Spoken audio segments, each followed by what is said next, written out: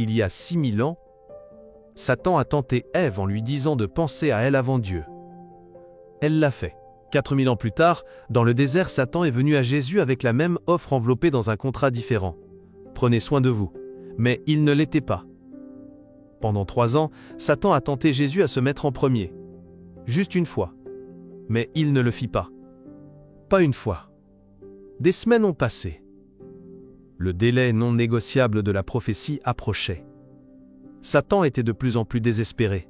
Il fait en sorte que Jésus soit fouetté, torturé, humilié et abandonné de tous. Mais Christ reste sans péché et désintéressé. Satan l'a cloué à une croix et l'a élevé pour l'attaque finale.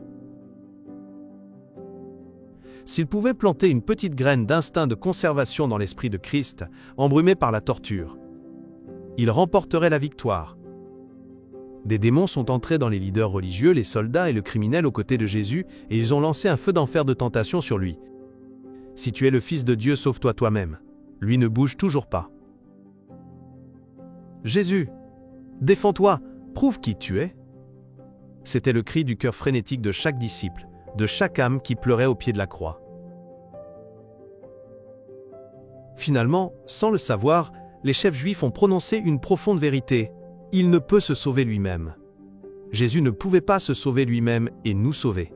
Alors il nous a choisis. Aujourd'hui, il nous invite à trouver notre moi et à le crucifier.